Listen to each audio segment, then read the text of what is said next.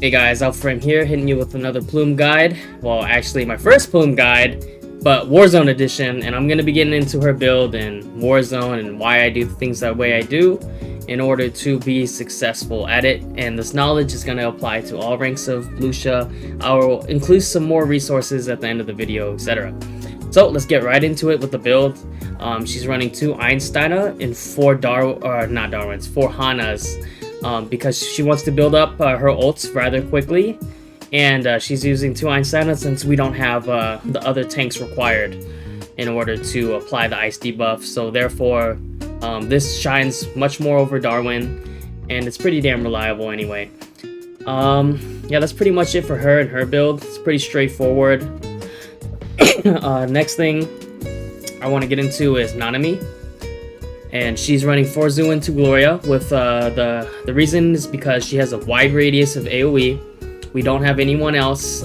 Similar reason to why we ran like this with Bianca. So her wide radius of AoE, so she can apply the Zoo in. And of course Gloria for further elemental down. Alright. And then I'll move on to Karen, so it'll give further insight of why I have Nanami like this as well. So, with Karen A, since we are never ever switching off Plume, I find it extremely necessary to have Karenina. That way I'm building up orbs with Plume, and I don't have to deal with shit fucking mobs and less RNG, you know what I'm saying? So the reason why I have her on Gloria as well in Da Vinci is, first off, if you think about it, right? So we're using Nanami. And what if I only need like a 3 ping yellow to kill a wave in her QTE? So we just use that, right? And on the very next wave, she's gonna be on cooldown. But if you use on the very next wave, you use Da Vinci, the Da Vinci proc with a different orb or whatever, you'll reset Nanami. So basically you have her twice in a very short amount of time. And then with that, during those 2 occurrences, she is using these Glorias. So basically, you have Gloria up at all times during these waves, and that's extremely useful for Plume, especially because she doesn't have, her ice tank yet or anything. So keep in mind, this build is geared toward someone that is not switching off of Lucia at all, and I believe this is the most effective method to play her in Warzone, because she hits like a fucking truck. And then any downtime you have, you can just build up with orbs, since you don't have a viable ice tank yet. So, this is what I recommend so far for build, and yeah. Alright, so the next thing I want to show you guys is the QTE thing I was talking about. So, for example, I 3 ping a yellow, get into the next wave, and then I reset that with Da Vinci. This is a really important thing to know, no matter what construct you're playing, but even more vital for her because she's on the field the entire time. So you can't get away with, not debuffing, or you're gonna suffer with lower point runs. So without further ado, let me show you what I'm talking about.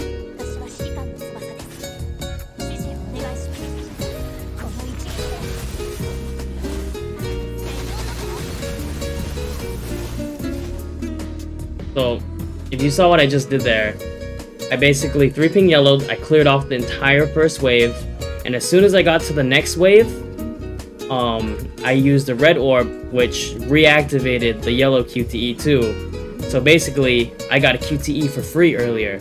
And when you think about doing this over a 2-minute span, I'm not saying prioritize it, but do it when you can, it adds up over time. And if the orb RNG plays in your favor, it only benefits you more to play like this, and to be able to have more mobs get hit by your Gloria, etc. and QTE.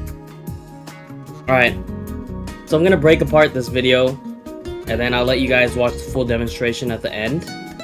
But I'll pretty much be going through on what kind of rotations you'll be looking at while using Plume. Of course, adjust to your damage, because this is SSS+, but I will also be linking resources for SS that Jam has, and he's done comparably well. So I'll be linking that towards the end of the video, etc., or probably in the description somewhere. So don't feel like, just because you see SSS+ or whatever, it's not viable. So I want to show you guys how these rotations work, and maybe it'll tickle your brain a little bit, you know what I'm saying? Alright, Let's get into it.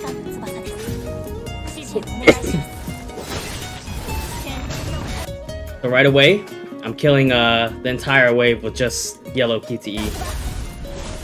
And then now, I get to reset that same yellow QTE I was speaking about earlier.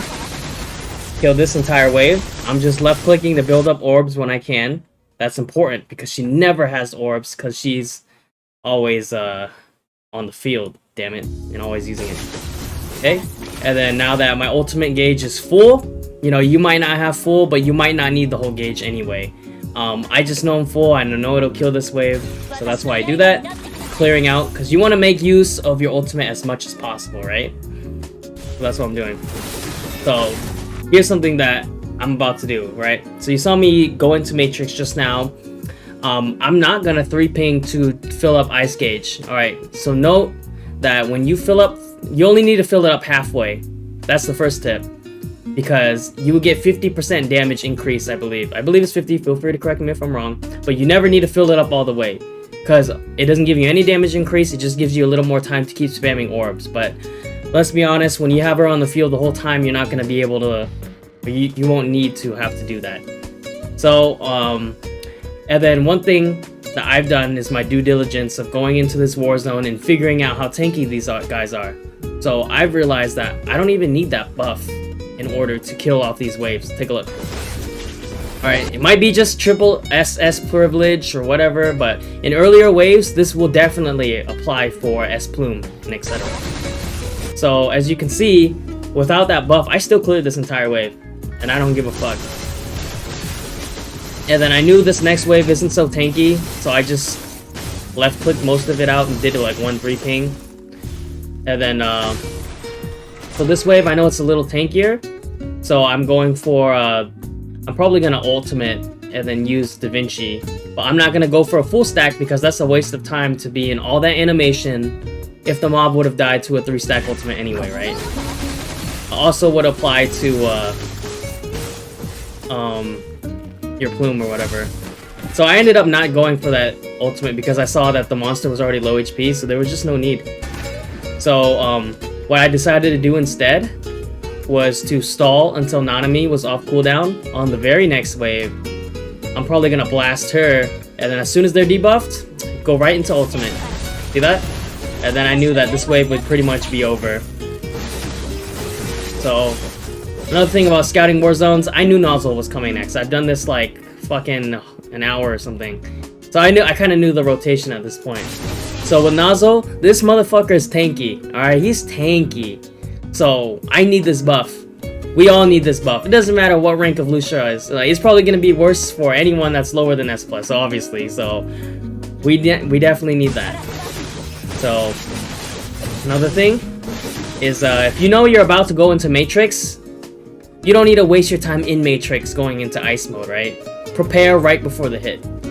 At least I feel like this is extremely good to do because you save your time in the long run. I know you probably would have did it in the Matrix, but remember, especially if you're running like resonated weapons that have this thing, you get more damage inside the Matrix. You know, that's whale tip, alright? Not everybody, you know, so, you know, do as you want, but this is just a tip for me. So, blasting all the orbs, full ultimate, because I know he's still gonna be alive after all this shit, right? But I probably won't fill up my 50% gauge anymore because he's like at 3 bars. Why do I give a fuck? You know what I'm saying? I don't care. We're good here. And then this wave, semi-tanky, but it's alright. As you can see, like, I don't have any ice mode still, and I'm still not going for it because it's just not really viable to keep wasting all your orbs to fill up. You get 50% damage, but what does that matter if you never have orbs to fucking use it, right? Sorry for the profanity. I can't shut my mouth, but you know, this is what I'm saying. So, I find that building up ultimate gauge as much as possible, depending on your Warzone wave composition, you can go back and, like, you can adjust things to, like, make up for that lost 50%. So as you can see here, I'm going for an ulti, a 4-stack ulti, because I know that these are tankier waves. I'm not gonna get away with the 3-stack. But I'll bring it in with a Da Vinci at least, you know, and at least he's low HP, so I can make up for that. So boom, he's dead. So this wave I prepared right. See, I filled up my gauge because I'm preparing, and I had a pretty good amount of orbs, so I was pretty happy with that. So we're just going in, and I'm just pretty much blasting everything at this point. At 20 seconds on wave 12, I'm set. I'm waiting for Nanami probably, because there's no reason to blast a 3-ping if you have nothing. I could have also fished for a red orb, so I could have had a better Da Vinci proc here. This might be a mistake on my part, honestly. But, you know, we made it work. Made it work. That's pretty much, yeah, that's pretty much it.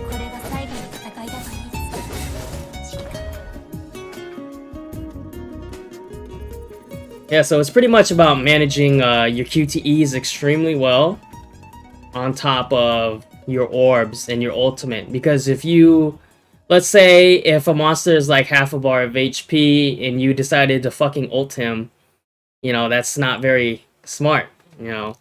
So these are just stuff I wanted to show for those that it's not obvious to, or... Because honestly, this shit wasn't obvious to me the whole time. Like, I always used to think that you would have to fill up her gauge all the way, then go ham or whatever.